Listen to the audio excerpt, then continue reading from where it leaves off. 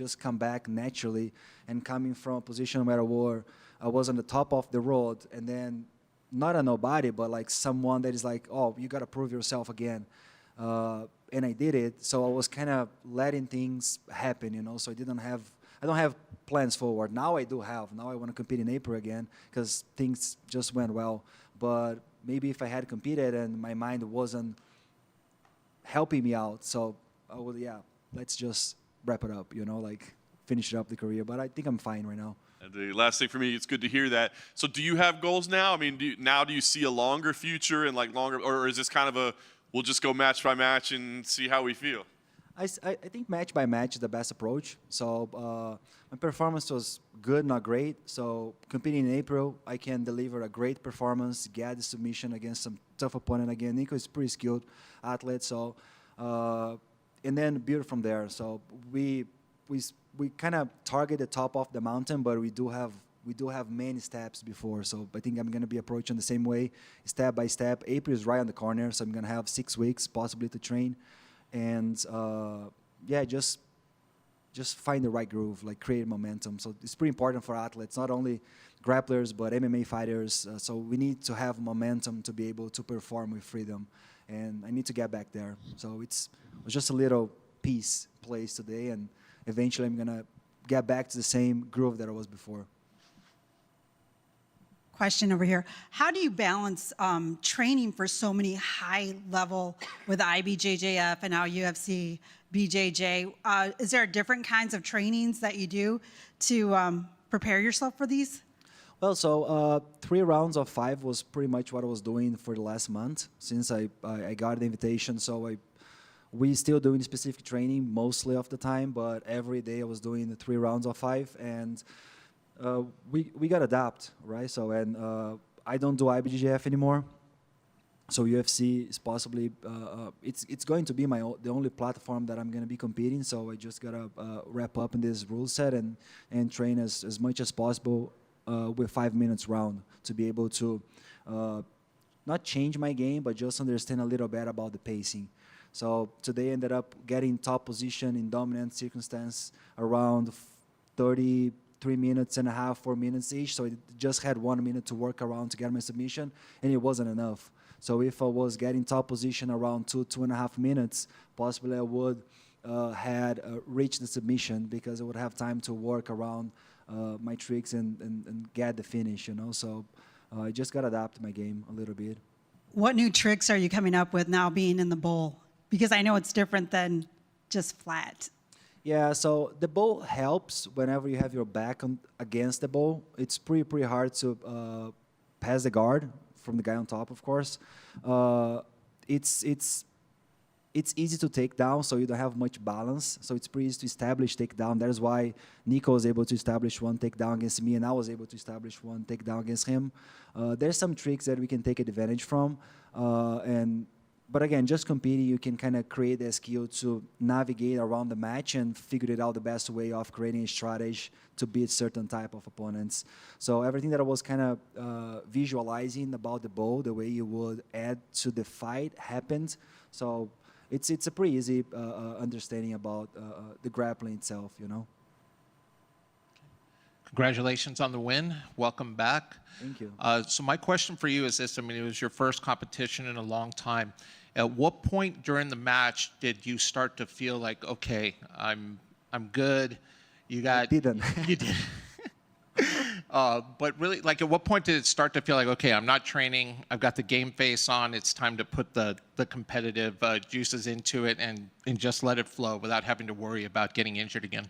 Yeah, I think I didn't feel that, to be honest. So I held myself back too much. I think that is one of the feelings I felt in the match. So I got on top in the first round, and took me almost 2 minutes to establish grips to be able to move forward.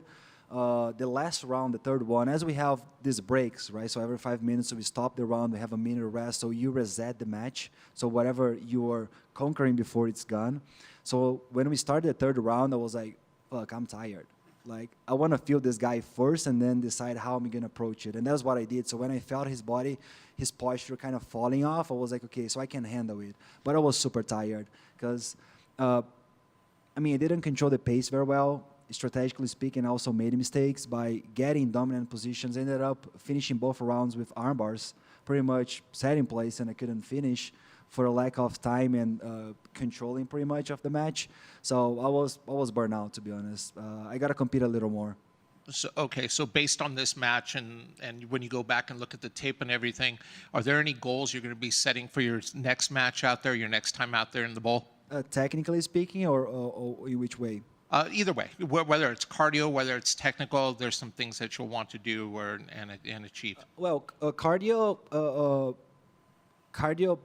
it's controlled by being effective technically and strategically speaking. So as I made mistakes strategically speaking and technically as well, so I ended up burning my cardio. So if I had controlled my opponent in more dominant positions where I was burning his energy and not the other way around, I would be able to feel healthier by the end of the match. But as I ended up having exchange that we were pretty much even on each other, so I got tired as well, which wasn't happening before because I was controlling people from the first minute till the end. So sometimes we misunderstand cardio based on something that we can run outside and perform better on the mats.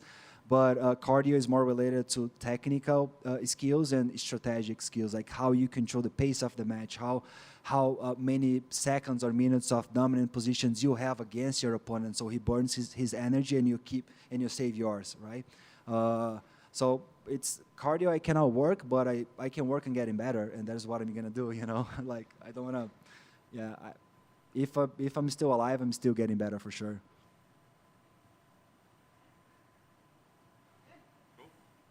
Thank you, guys. Shit, guys. Thank you very much.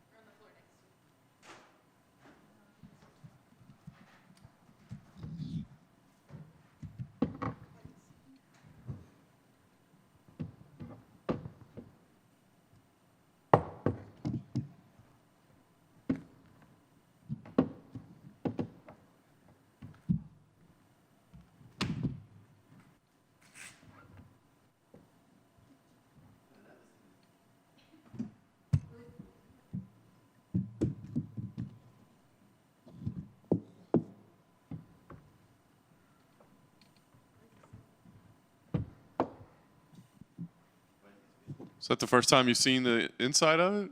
Yeah. What's back there? What'd you think of it? I don't know. I'm kind of tired, and then it's kind of hard to read when I'm tired. But it's kind of dark as well. But there's something right here.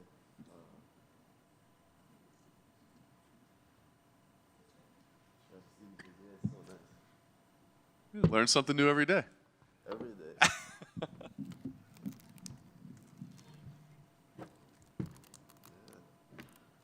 Well, congratulations on defending that title for the first time. I guess just talk about the feeling of being a champion and defending that belt and how you feel about it?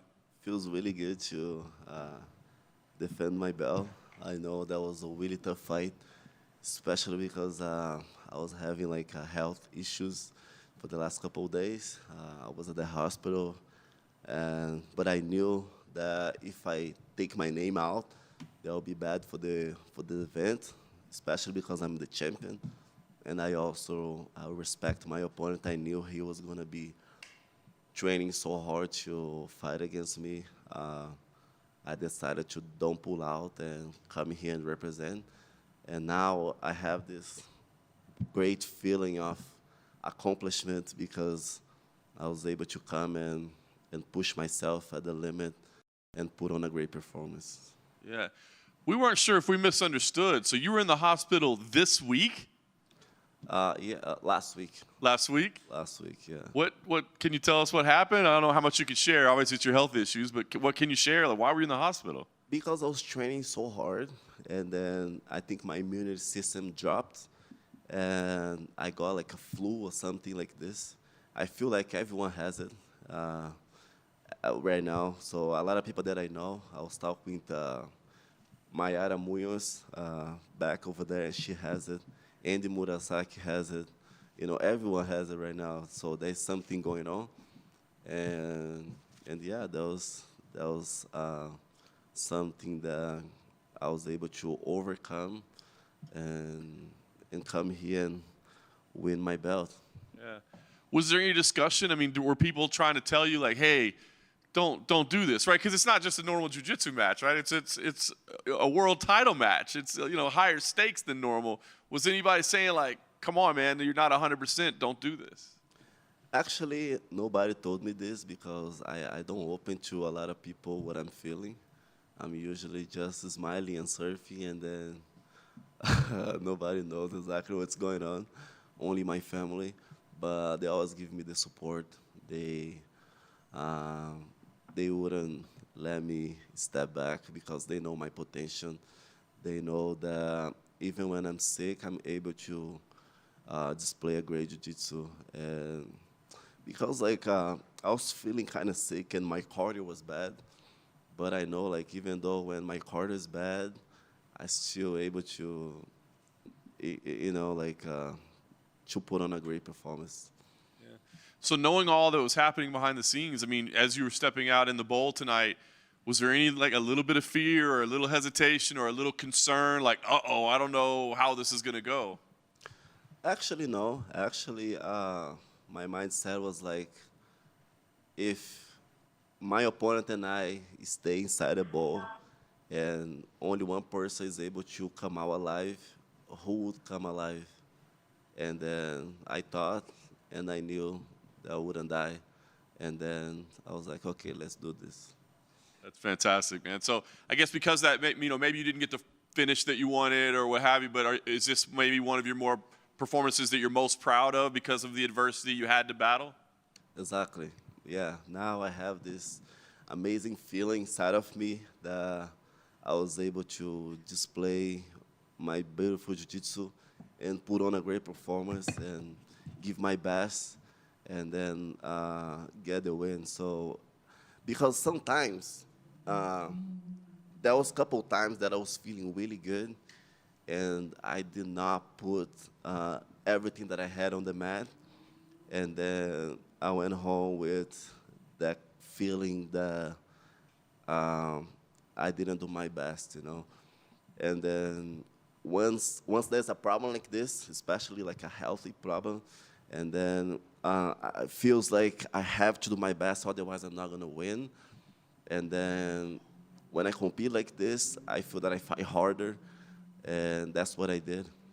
Fantastic. Congrats. Last thing for me then, I'm sure you probably want to go rest a little bit and make sure you're healthy, but you're the champ. People want to come after you.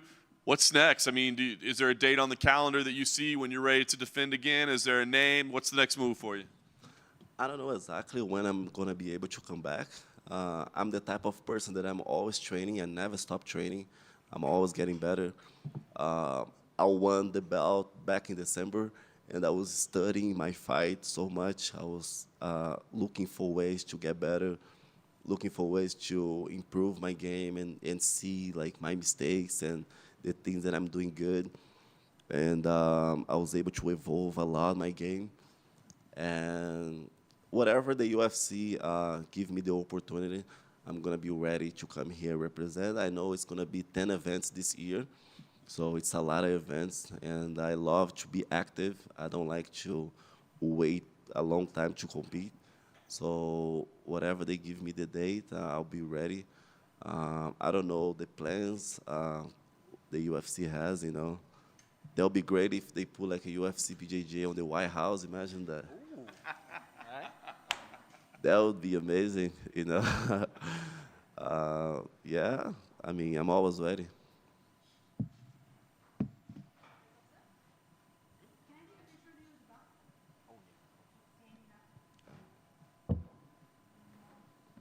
I stand up.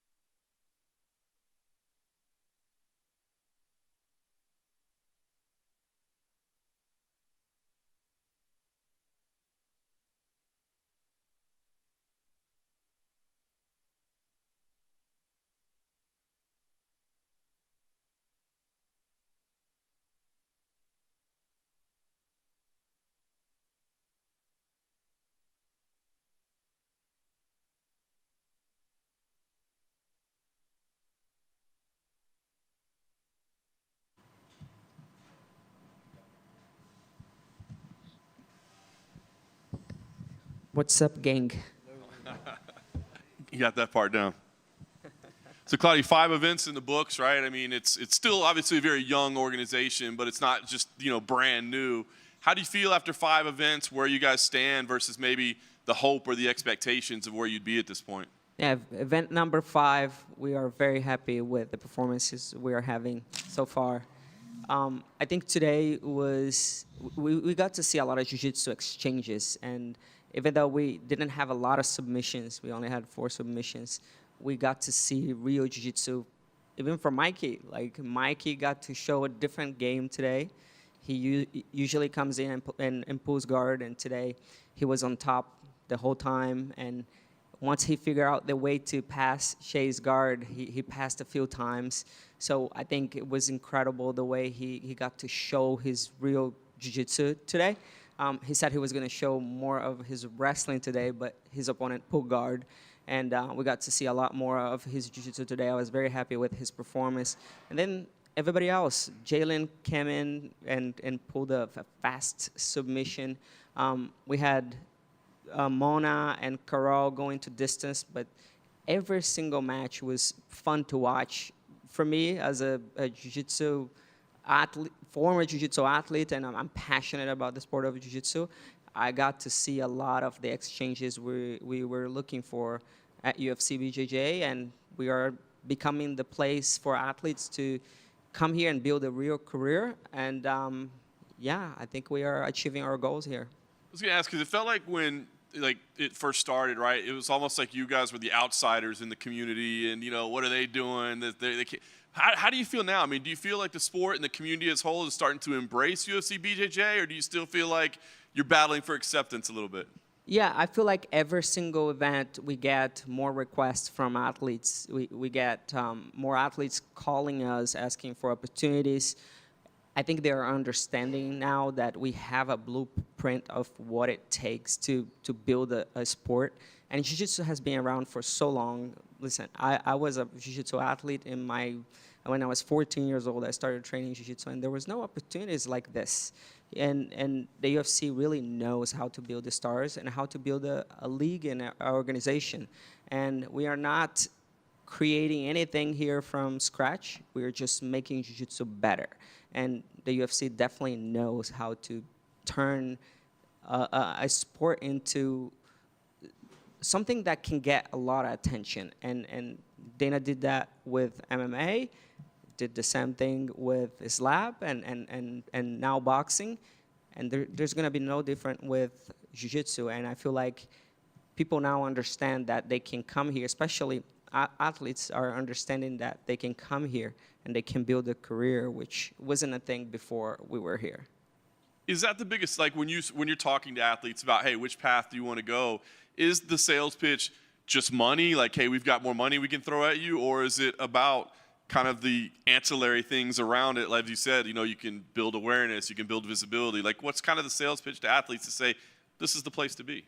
In my opinion, the number one thing you can build today is your personal brand. Like, I retired from fighting 5 years ago, and I can literally do anything I want with my brand. You see many athletes leaving the sport and not getting to build anything else after that because they didn't build a brand. And I feel like the UFC can give Jiu-Jitsu athletes an opportunity to really build their personal brand and outside of that, make money.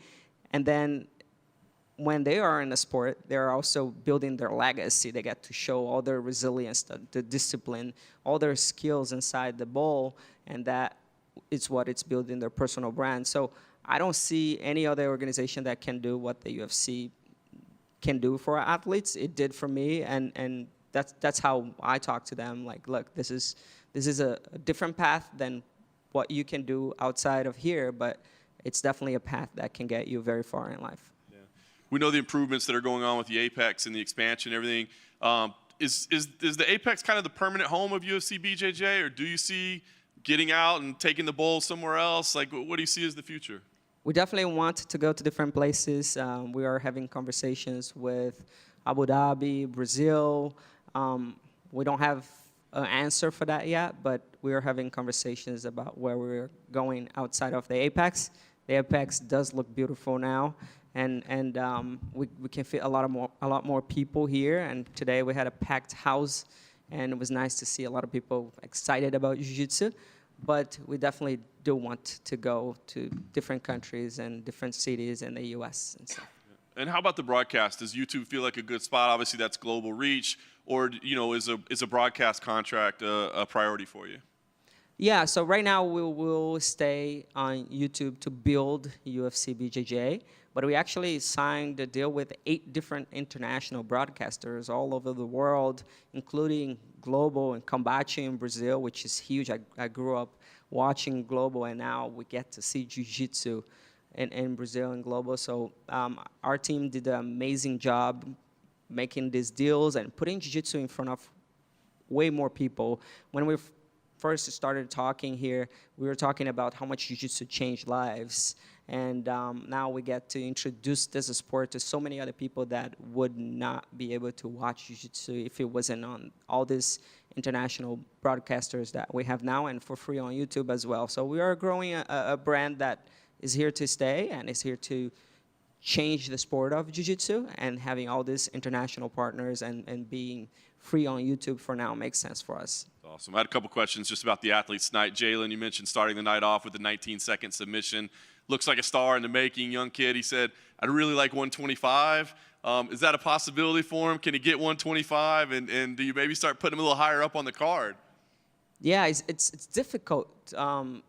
He's so good in what he does, and he's going up a division, and he's doing really well. But I don't know. We have to go back to the matchmaking room and think about what we'll do with him. He definitely deserves to go a little farther on the card, but I'm not sure what we'll do with him. He's definitely a star. He got the submission of the night bonus today, and we love him. We want him here, but it has to make sense long term, and we have to find enough people to compete against him at the 125-pound division. Does matchmaking get done on Tuesdays, by the way? Is that? Yeah, matchmaking Tuesdays for sure. Last thing for me, I guess, you know, it'll happen in the matchmaking room. But Andy Murasaki, do you think him versus Andrew Tackett next is the match to make? I definitely think Andy is one of the best athletes in the world. He shows so much of what a true martial artist is as well. He's a true champion. He has won many other tournaments outside of here.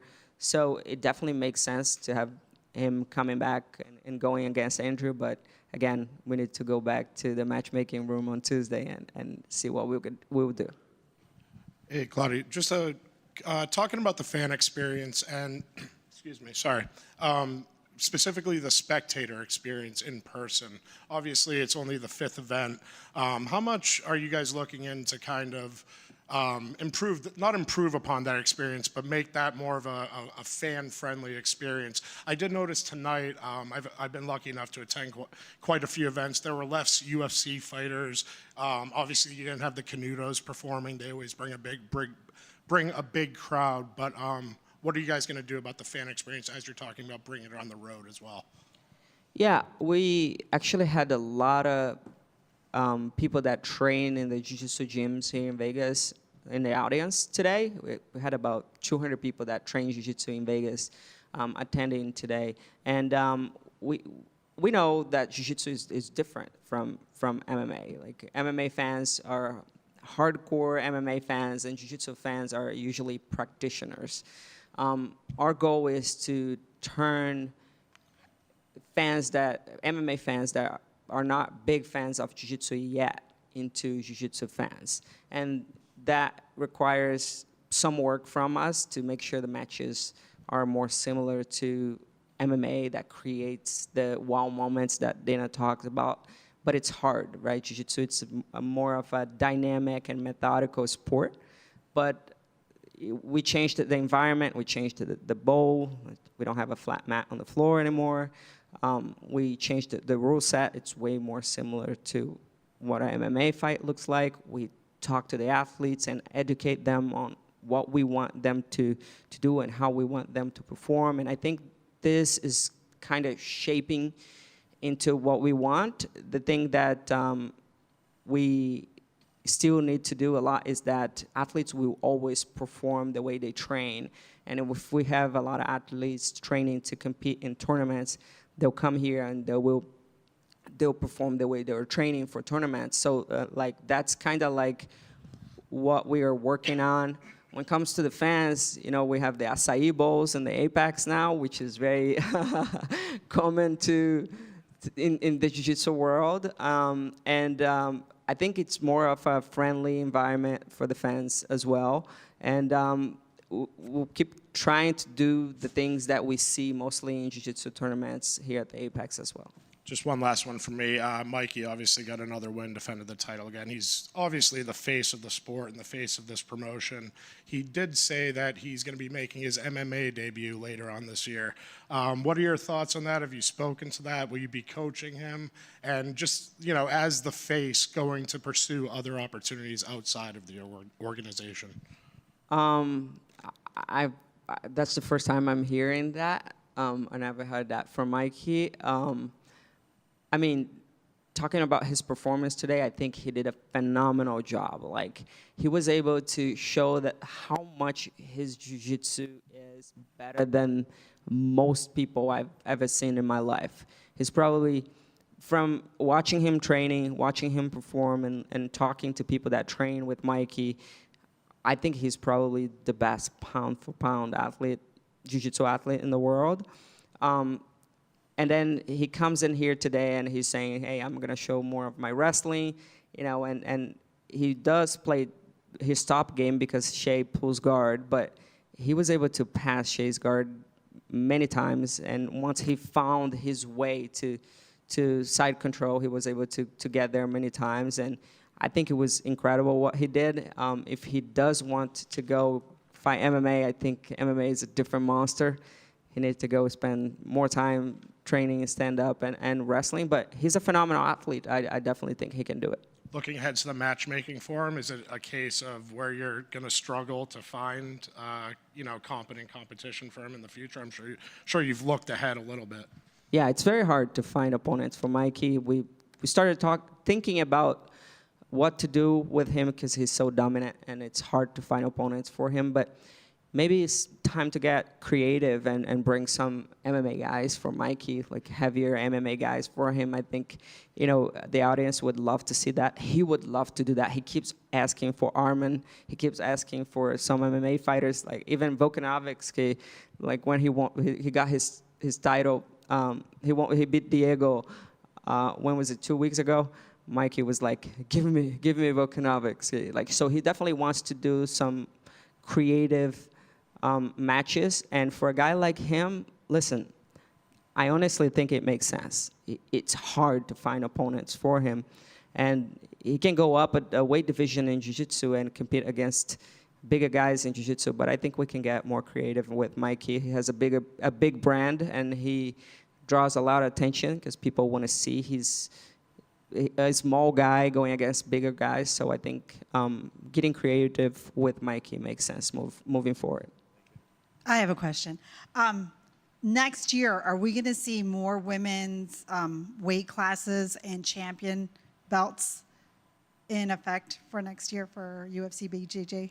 Yeah, so good question. We actually just announced today that Cassia Moura is going against Fionn Davis for the bantamweight title. That's a division that we do not currently have for UFC BJJ. So Fionn wants to move up a weight class, and Cassia is killing everybody. She just competed in the Worlds, and she's a flyweight, and she competed in the heavyweight division and beat everybody. She's beating everybody here, and she's just so dominant right now. And she said, I don't care what weight division I fight Fionn. I want to fight the best. So she's moving up and going against Fionn for the bantamweight title. And we're still thinking about what we would do with the other divisions. I feel like the 115-pound division is a little bit challenging for us because we can't see as much of the action we would like to, which is not the case in MMA, but in Jiu-Jitsu, unfortunately, we're not finding the pace we want yet. So we need to spend some more time scouting athletes and maybe looking at wrestlers that can come here and wrestle and give us what we want. And yeah, after that, we'll have probably 4 weight divisions for the girls. And speaking of which, usually in UFC BJJ and a lot of the tournaments, especially IBJJF, they have the weight classes and then they have the absolute class. Have you ever thought about having something like that? Yeah, I actually love that. I think Jiu-Jitsu is a sport where you can play that game, you know, and I think we'll start getting more creative with athletes some of the athletes that make sense, like Mikey, and see how it goes. Because in the same way, I think it can be fun. We still have to understand if they can do for three rounds, right? You saw today Harrison Gabriel was pushing the pace against Lando Elmore, but they both got tired right away. And I feel like in MMA, you can push the pace for 3 rounds, for 15 minutes, and not get as tired. But in Jiu-Jitsu, you have so much of that isometric strength. And if you go 100% the whole time, it's hard to do. So I don't know how a match would play out between a smaller opponent and a bigger opponent, but we definitely want to get more creative and come up with matches like that. Thank you. I know a lot of the athletes, since they do have access to the UFC PI, have you guys thought about taking even just a portion of the bowl and set it up there so they have that ramp to sort of work off? I feel like as we hear more about training and fighters really need to train specifically for how to use that, have you guys thought of try to find ways to help enable that for some of the athletes? Yeah, we have. As you guys know, the UFC keeps growing and expanding, and we are running out of space here for the amount of sports we are investing in. And you know, the more we grow, the more we'll invest in the facilities as well. So we are talking about different ways of helping the athletes to train in the bowl. Maybe, you know, a different building close to here, where we have our warehouses, and I don't know. We have to start getting more creative and giving the athletes more opportunity to train in the bowl.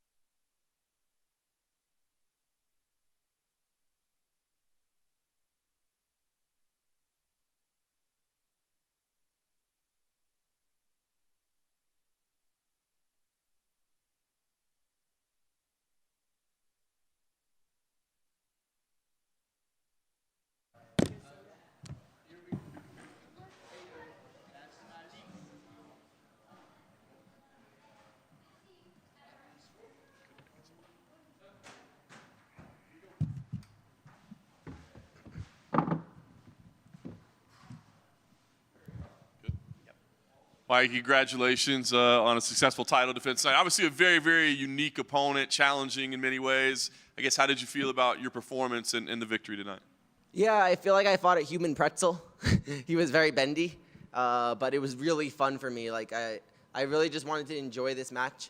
I feel like a lot of the time I'm so anxious and nervous that when I go out there, I just want to finish as fast as I can and leave.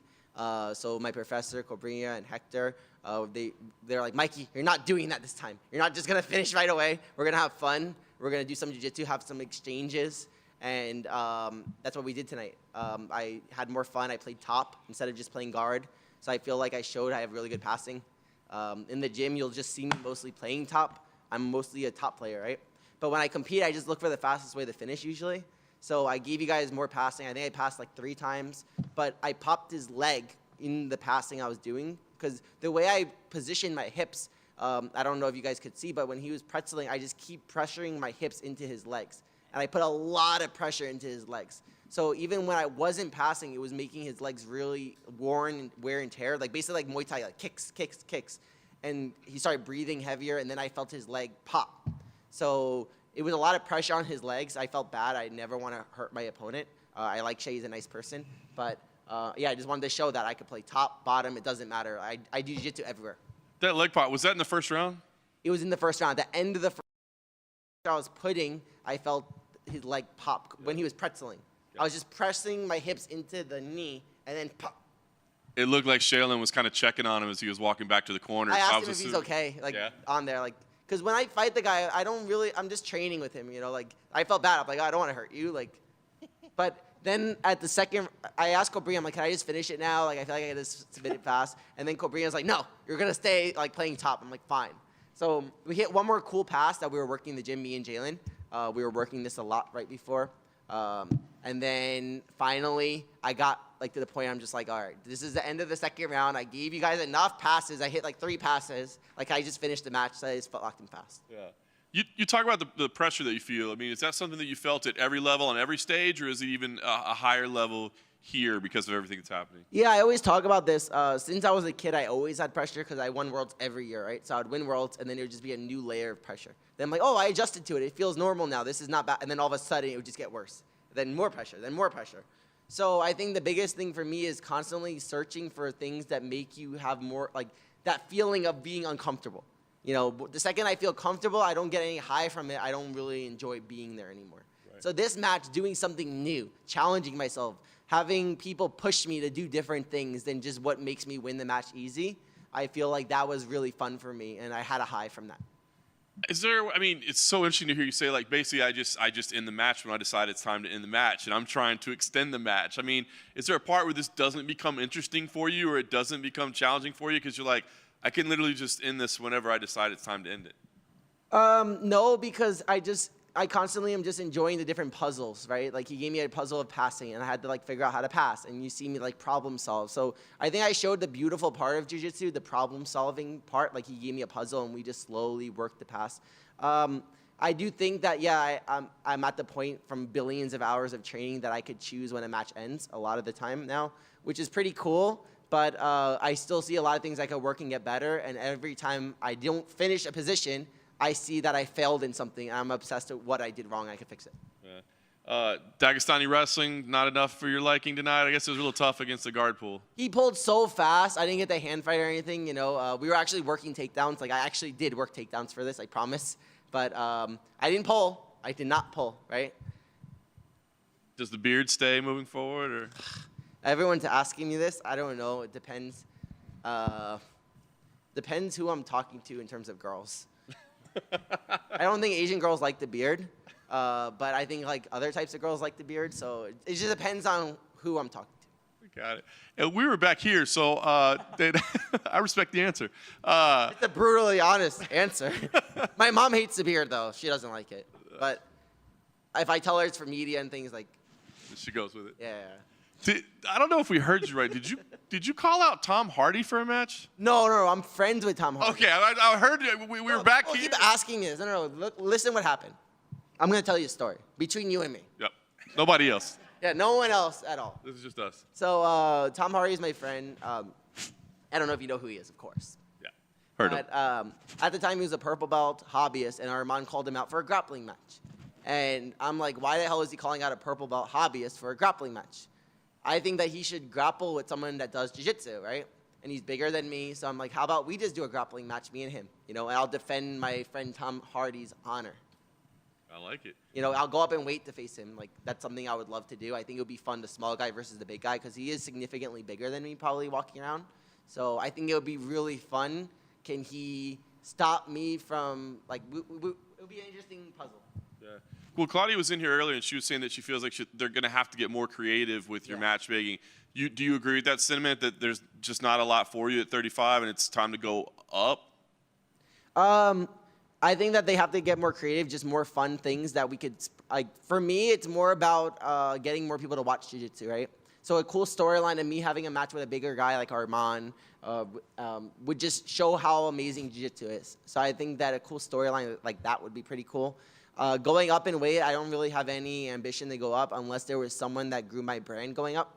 Like if they had some star that had a huge name, that it would be me proving myself to me proving to myself something, okay, but right now there's no one that would give me that high. So I'd rather just stay dominant in my division. Nice. Last thing for me, I know you've kind of talked on the MMA front as well. How serious of a pursuit is it, especially given that you are kind of the face of this organization right now? They're kind of building around you. Is this just something that you kind of have out there as something you want to do someday, or is this like, I need to do this? I'm doing it. Like in the next few months, like we'll announce soon, but I'm doing an MMA fight. So immediately after this, I get back to training, working more for MMA. But yeah, you might see me in UFC MMA in the near future as well. One thing I would like to say is congratulations to Jalen. He was one of my main training partners. Like this whole week, me and him trained for hours. And he just completely keeps submitting everyone so fast. He called out Joel Miao. I think that's an amazing match. I think that UFC should give him his belt at 125. I think that it's about time. He's just so dominant. He deserves his own division, you know. There's enough people in 125 for sure for him to have a match, and Joel Miao would be a great title match, him and Jalen in 125.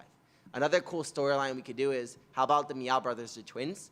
I asked UFC, they wouldn't let me fight Joel because I beat him 5 times. I begged them, but they won't let me fight him. They're like, how do we market you beating someone 5 times? So I tried. So now instead of that, how about we have me fight Paulo and Jalen fight Joel? The twins versus me and Jalen, like tag team. We could all be in there at the same time. It doesn't matter. But I think that would be a really cool event, the twins versus me and Jalen. And we like squads.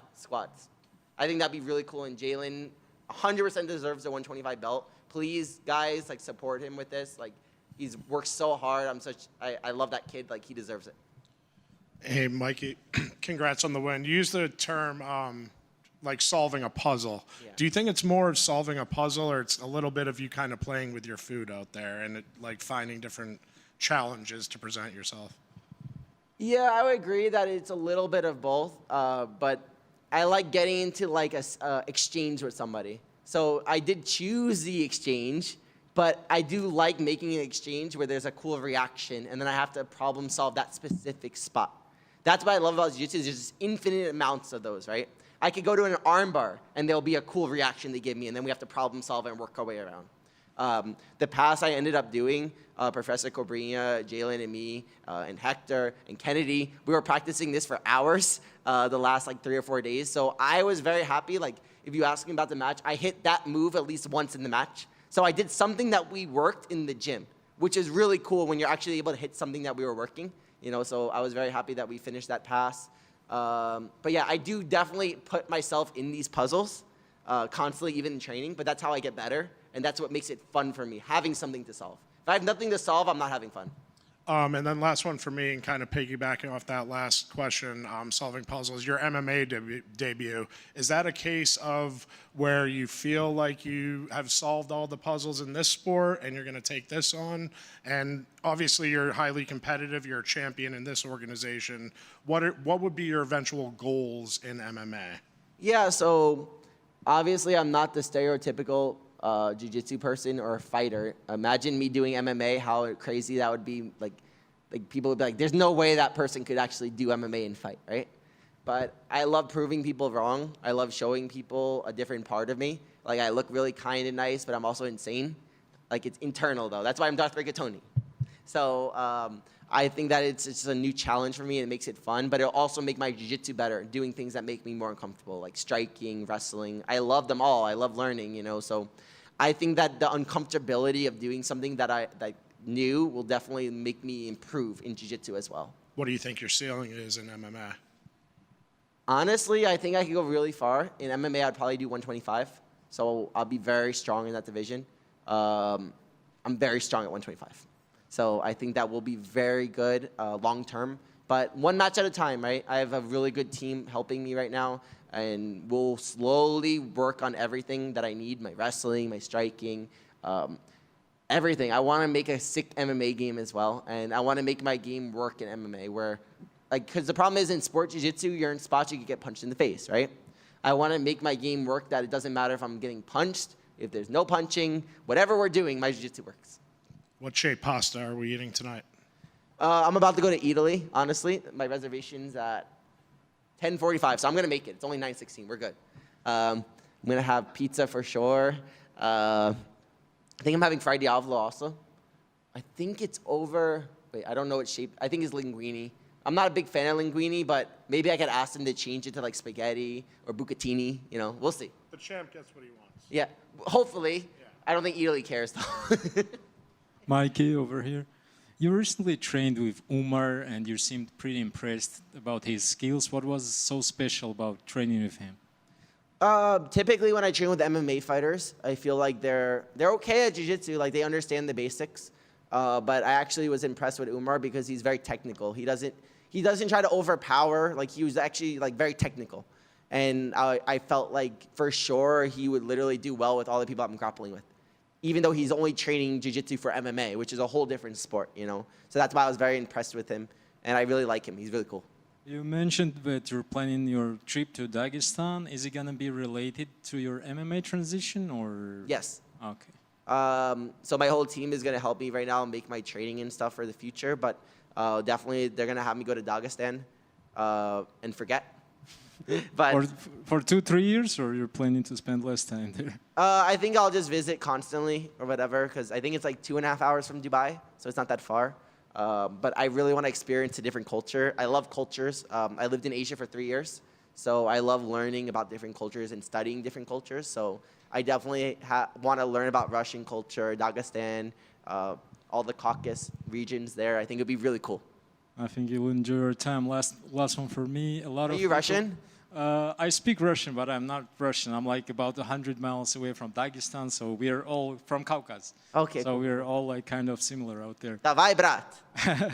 My last question is, a lot of people say that you're one of the greatest athletes ever. For you personally, in your opinion, who's the greatest athlete of all time, like pound for pound? Not in jiu-jitsu, like just an athlete. There's a few athletes that come to my mind when I think about greatest athletes. I just think about how consistent they are, you know, like their work ethic, how many years they could stay disciplined and working hard. I'm a huge fan of Tom Brady. I'm a huge fan of Michael Phelps. I'm a huge fan of Cobrinha, my professor, who literally could still beat everyone and he's in his 40s. Like, to me, that's Khabib as well. I think that like the type of people those are, they're all kind of similar, right? That they're consistently dominant. They live this lifestyle where they're just consistently doing everything right that they should be doing. So I aspire to be like them. And I look up so much to those type of people, and I hope one day to be that level as well. Hey, Mikey, over here. You mentioned earlier about solving puzzles, and I noticed you didn't do the crane takedown attempt. Thank God I didn't. Yeah, People weren't mad this time. So yeah, walk us through. Why did you prepare differently? Did you make a decision you're not going to do that because it's work? Hello, I have a beard. If I didn't have the beard, the crane would come back for sure. But the beard stops the crane. It just changes everything. Okay, so the beard stops the crane. All right. Yeah. So, and there was also talk about maybe introducing an absolute division. Yeah. For UFC BJJ, and you're open to these new challenges, but you're also talking about going into MMA. Yep. So if they do introduce an absolute division, which one would you say would take the priority in your training? For me to fight someone in a heavier weight class, I feel like we would need some sort of cool storyline or something that makes sense for me that would grow my brand, right? I'm not just gonna go up and be a charity case to help other people that have no followers or anything. I'd rather just fight my weight class, right? Grapple. I don't want people to get mad. He's not fight. I'm gonna get 1,000 comments, people saying that. But I would definitely prioritize MMA in that case. But I would love some cool super fights with heavier people. That would be really fun. Especially the MMA segment. I would love the MMA and Jiu-Jitsu segment together so we get more people watching Jiu-Jitsu. So that would be the reason why. Would Gordon Ryan be a bridge too far? Gordon doesn't compete anymore, so no comment on that. All right, thank you. I have one last question. Is there anybody in the past that you want to just do a rematch with in any of your history of jiu-jitsu that you were just like, just one more time? Juwon Miao, but they won't let me. I tried. But that's why I'm going to live through Jalen when he beats Juwon. What about Bruno? Oh, Bruno, interesting. I mean, he hasn't competed for a while now. I think he's retired happily. He deserves it. He's won Worlds a billion times. God bless him.